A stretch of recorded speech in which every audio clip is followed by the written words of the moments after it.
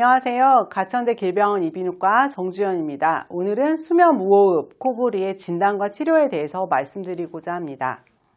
코고름이라는 것은 영구개나 편도 후연의 얇은 점막이 주무시면서 숨을 쉴 때 떨리면서 소리가 나는 겁니다.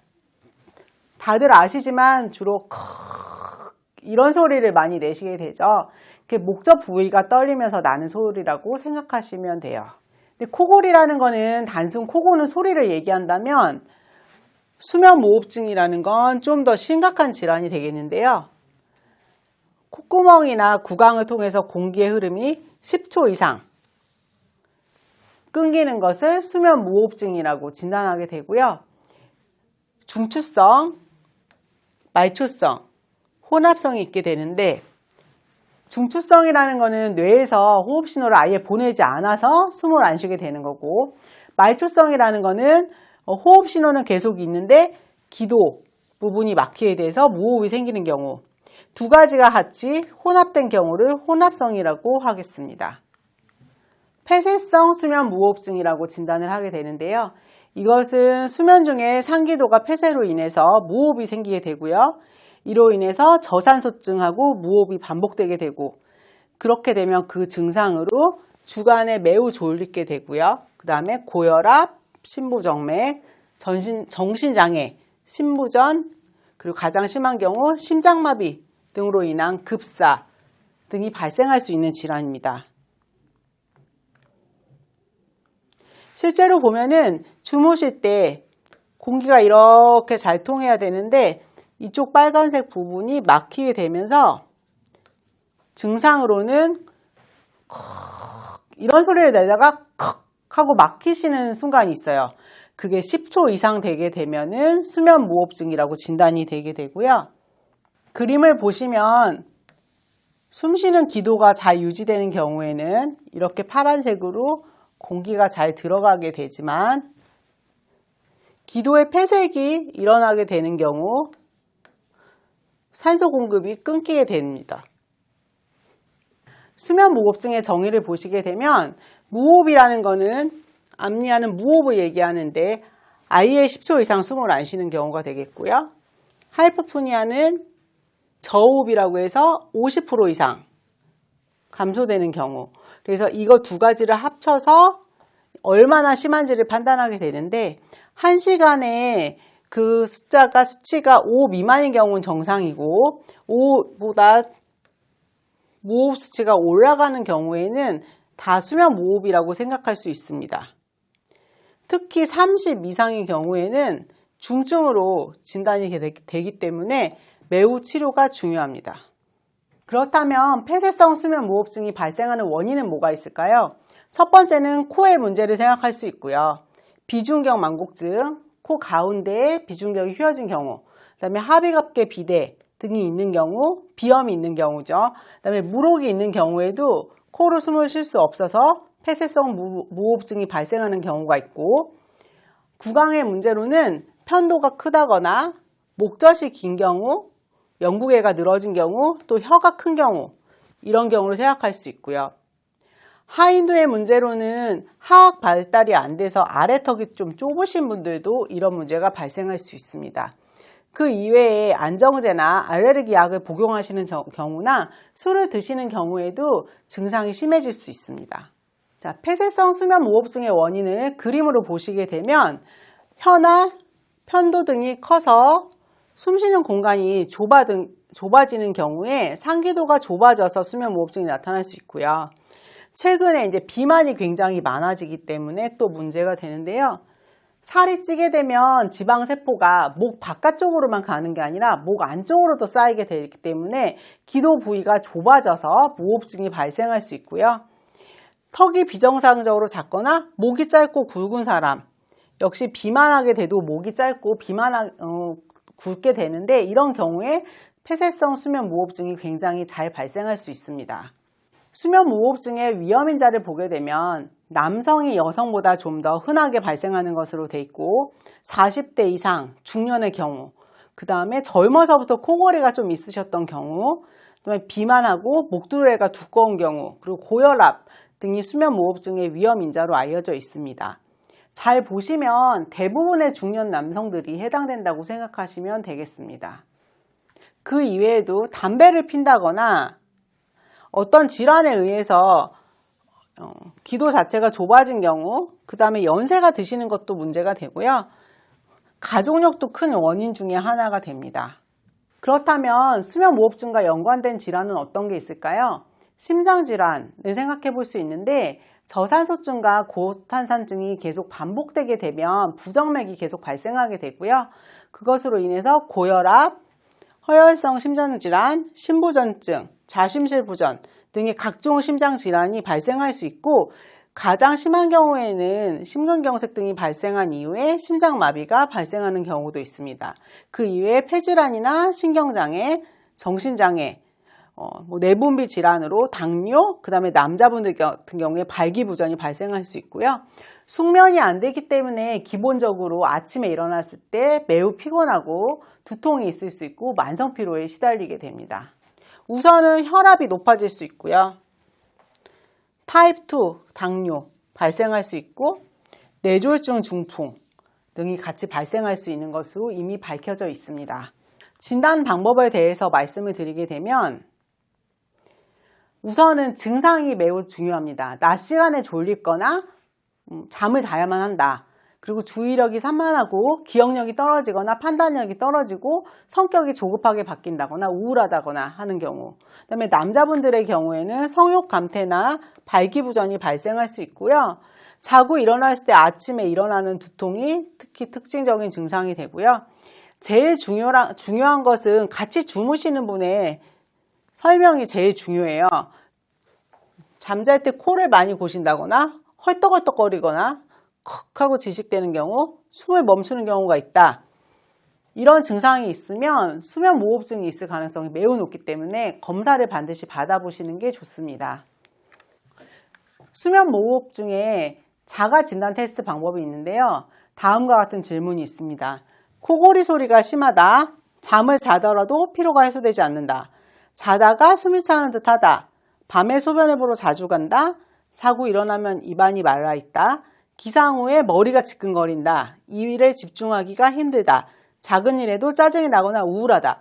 이 중에 3가지 이상 해당이 되면 수면무호흡증이 있다고 의심할 수 있기 때문에 병원에 와서 검사를 반드시 받아보시는 게 중요합니다. 수면무호흡증의 주요 증상을 보게 되면 코를 당연히 골게 되고요. 환자분은 잤다고 하시는데 뇌에서 계속 잠을 깨우는 상황으로 각성이 계속돼서 숙면을 취할 수가 없고 수면 중에 많이 움직이거나 발차기 하는 경우, 그 이외에도 주간의 증상이 피로감, 집중력 저하, 기억력 감퇴, 판단력 저하, 그 다음에 성격이 바뀌시는 경우, 사람이 잠을 못 자면 굉장히 짜증이 나잖아요. 그래서 인성이 바뀌신다고 하시는 분들도 있고요. 불안하고 우울하거나 야뇨증이 생긴다거나 남자분들 같은 경우에 발기부전 같은 증상이 발생할 수 있습니다. 병원에 오시면 저희가 이학적 검사를 해서 신체 검사를 하게 되는데요. 보기에는 정상인 분들도 있어요. 굉장히 젊은 분이고 날씬하신데도 증상이 있는 경우에는 이제 검사를 진행하게 되고요. 또 특징적으로는 비만하시면서 목이 짧고 굵다. 이런 경우 확인하게 되고 코 안에 만성 부비동염이 있거나 물혹이 있거나 비중격 망곡증이 있는 경우 확인해야 되고요. 이미 과거력이 있으신 경우 고혈압이나 심부전 등의 심장질환이 있는 경우 확인하게 되고 지각 능력 저하도 있으신지 같이 확인을 하게 됩니다. 기도가 폐쇄되는 부분을 직접 관찰하기도 하는데요. 굴곡형 비인두경이라고 해가지고 수면 시에 막히는 부분을 측정하기 위해서 환자분에게 내시경을 넣고 관찰하는 방법이 있고요. 편도의 크기나 구개의 위치도 확인하게 되고 실제로 약물을 줘서 수면을 유도한 후에 내시경을 직접 관찰하는 경우도 있습니다. 이건 구강사진이 되겠는데요. 보통 이 정도 공간이 있다고 봐야 되는데 편도선이 굉장히 커지셔서 숨쉴 공간이 이만큼밖에 남지 않으신 경우예요. 그리고 안쪽을 내시경으로 보게 되면 이 정도 사이즈로 유지돼야 되는 기도 공간이 코를 골다가 컥 하고 막히시는 그 순간에 이 정도로 좁아지는 것을 관찰할 수가 있습니다. 병원에 오시게 되면 편도 사이즈를 0부터 4까지 구분을 하게 되고요. 0은 거의 편도가 보이지 않는 상태, 4그룹은 편도가 거의 맞닿아 있어서 숨쉴 공간이 없는 상태를 말씀드리고, 입천장이 얼마나 내려왔는지와 목젖이 얼마나 처졌는지를 보게 되는데, 정상 입천장이 이 정도여서 유지되어야 한다면 혀와 입천장이 너무 커져서 공간이 거의 없는 경우, 이런 경우까지 진단해 볼 수 있습니다. 그 이외에도 어느 부분이 막히는지를 확인하기 위해서 방사선 검사를 시행하기도 합니다. 제일 중요한 건 수면 다원 검사라고 하겠는데요. 수면 검사의 골드 스탠다드가 되겠습니다. 이게 이제 수면 다원 검사실이라고 해서 수면하시는 시간 1시간 정도 전에 와서 미리 병원에 오시게 되고 주무시는 동안에 테스트를 하게 되는데요. 심전도도 측정하게 되고요. 그 다음에 눈동자의 움직임, 근육이 어떻게 되는지, 산소 포화도가 유지가 되는지, 숨은 잘 쉬는지 등을 측정하게 되고, 수면 무호흡증이 아까 말씀드렸던 말초성인지, 그러니까 폐쇄성인지 중추성인지 감별하게 됩니다. 진단하는 데 있어서 가장 기본적이고 중요한 검사라고 할 수 있습니다. 수면 다원 검사실에 와서 수면 다원 검사를 시행하실 때는 머리 쪽, 턱 쪽, 그리고 가슴에 기구를 부착하게 되고요. 뇌파와 심장, 그 다음에 배와 가슴의 움직임, 산소 포화도까지 모두 측정을 하는 정확한 검사이기 때문에 꼭 큰 병원에 오셔서 검사를 하시는 게 매우 중요하다고 하겠습니다. 검사 결과지의 모습이 되겠는데요. 환자분이 근육이 움직이는지, 코에서 공기가 나오는지, 가슴 움직임이 있으신지, 심전도 변화가 있는지 이런 것을 같이 보게 되고요. 저희 병원에 오시면 밤새 수면 기사가 지키면서 환자분한테 문제가 없는지 감시하는 상황에서 검사가 제대로 있는지 관찰하고 있기 때문에 100% 정확한 검사를 받으실 수 있습니다. 수면 무호흡증의 치료를 보게 되면은 수술적인 치료가 있습니다. 있긴 있는데 코에 문제가 있는 경우에는 코 수술을 하게 되고요. 특히 소아의 경우에 편도가 크게 되면은 편도 적출술을 할 수 있고, 국외 인두 성형술이나 영국의 모양을 바꿔주는 수술, 고주파를 시행하는 수술, 아래턱이 좁으신 분들은 아래턱에 대한 수술을 시행할 수 있고요. 코 수술을 하게 되는 경우를 보면은 비염으로 인해서 합의각계가 이렇게 커진 경우에는 숨 쉴 수 있는 공간이 전혀 없는데요. 수술을 하게 되면 합의각계를 줄여줌으로 인해서 숨 쉴 수 있는 공간을 이 정도 마련해 주는 것이 되겠습니다. 또 시행할 수 있는 코 수술로는 비중격 만곡증을 교정하는 비중격 교정술이 되겠는데요. 비중격 만곡증이 이렇게 심한 경우 이걸 똑바로 펴줌으로 인해서 숨 쉴 수 있는 공간을 마련해 주는 것이고요.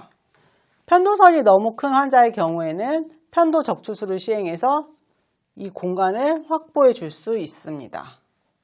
고주파 영구개 수술이라는 것도 있는데, 영구개가 너무 심하게 떨리시는 분들은 영구개를 고주파로 찢어줌으로 인해서 좀 덜 떨리게 할 수 있는데, 증상 호전에 아주 많은 도움은 안 되고요. 수면 무호흡증보다는 주로 단순 코골이에는 도움이 되실 수 있습니다. 필러 삽입술이라는 것도 있는데, 많이 떨리는 영구개에 필러를 넣어주는 거예요. 이렇게 되면 마찬가지로 영구개가 많이 떨리는 걸 예방해서 소리가 심하게 나는 것을 예방할 수는 있지만 수면 무호흡증을 완전히 해결할 수는 없고요. 국외 인두 성형술이라고 예전에 많이 시행했던 수술이 있는데, 지나치게 영구개가 많이 늘어져 있거나 하신 분들은 편도랑 영구개를 제거하고 그 넓이를 넓혀줘서 코골이와 수면 무호흡증을 도모하는 대표적인 수술인데, 좀 통증이 많이 심한 편입니다. 수술을 하게 되면 영구개를 잘라주고 꿰매줘서 넓이를 이렇게 넓혀주게 되는데요. 수술 전과 수술 후를 비교해 보시면 공간이 거의 없었던 것이 넓어지기는 하는 것을 볼 수 있습니다. 하지만 앞서서 말씀드렸던 것처럼 수면무호흡증이라는 것은 기도 부위에서부터 막히게 되기 때문에 국외수 국외 인두 성형술만으로는 100% 해결이 되지는 않습니다. 마찬가지로 영국의 피판술이라 해서 영국외를 넓혀주는 수술도 시행하기는 합니다. 혀에 대한 수술도 있게 되는데요. 앞서서 말씀드렸던 것처럼 혀가 너무 커서 누워서 주무실 때 뒤쪽으로 밀리는 분들의 경우에 혀를 앞쪽으로 당겨주는 수술을 시행하게 되기도 하고요. 안면골의 구조상 위턱하고 아래턱이 너무 뒤쪽으로 밀려 있어서 기도가 확보가 안 되시는 경우에는 위턱과 아래턱을 모두 앞쪽으로 전진시켜주는 양악수술을 시행하기도 하는데 이 수술은 매우 침습적이기는 합니다. 비수술적인 치료가 환자들 치료에 있어서 매우 중요하게 되는데요. 기본적으로는 생활관리라고 생각하시면 되겠어요. 음주 하시게 되면은 술을 마셨을 때는 근육 운동이 더 저하되기 때문에 수면무호흡증이 더 심해지게 돼서 금주나 또는 안정제 드시던 것도 중단하시는 게 좋고요. 체중 감소 또 중요하긴 합니다. 비만 환자가 굉장히 많아요. 수면무호흡증 환자의 3분의 2 이상에서 중등도 이상의 비만을 보이기 때문에 비만을 없애주는 체중 감소를 위해서 노력하시는 게 좋고요. 체이호흡법이라는 거는 똑바로 누워서 주무시는 경우에 증상이 더 심해지기 때문에 옆으로 누워서 주무시는 게 도움이 되기도 하고 비염이나 비폐색 질환이 있는 경우에 약물 복용을 한다던가 그 이외에 갑상선 기능 저하증이나 말단 비대증이 있는 경우 치료할 수 있고 렘슬립 빈도를 낮춰주는 항우울제 등을 치료할 수도 있습니다. 무엇보다도 수면무호흡증 치료에 가장 중요한 건 지속성 기도 양압기고요. 1차 치료로 가장 널리 사용이 됩니다. 코에 마스크를 쓰고 수면 중에 일정 공기를 넣어줌으로 인해서 상기도가 막히는 걸 방지하는 방법인데요. 중등도 중증인 경우에는 이것이 가장 중요한 치료가 되겠고요.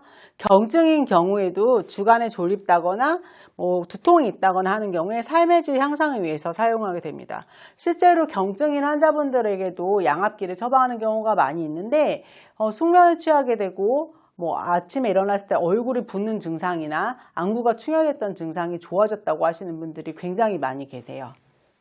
구강내 장치를 또 많이 사용하시는데요. 한때 굉장히 유행했던 치료법 중에 하나인데 마우스피스를 끼는 거죠. 주무시면서 마우스피스를 끼므로써 아래턱을 앞쪽으로 밀어내는 방법이긴 한데 이거 자체는 코골이에는 도움이 되지만 수면무호흡증에는 별로 치료 효과는 없다고 말씀드릴 수 있습니다. 여행 시에는 양압기 대용으로 써보실 수는 있어요. 그렇지만 수면무호흡증에는 별로 도움이 많이 되지는 않으시고요. 실제로 가격이 그렇게 저렴하진 않기 때문에 적극적인 치료를 원하시면 구강내 장치는 별로 도움이 되지 않는다고 말씀드리고 있습니다. 양압기에 대해서 다시 한번 말씀드리면 양압기만 가장 잘 치료가 되는 방법이라고 할 수 있고요. 특히 심혈관 질환의 합병증을 막아줍니다. 왜냐하면 실제로 주무시는 동안에 공기를 넣어주기 때문에 산소 공급이 지속적으로 되면서 심혈관 질환이 발생할 수 있는 위험을 낮춰주는 것으로 이미 밝혀져 있습니다. 이것이 지속성 비강기도 양압호흡기를 착용한 그림이 되겠는데요. 우선 코에 마스크를 쓰게 되고요.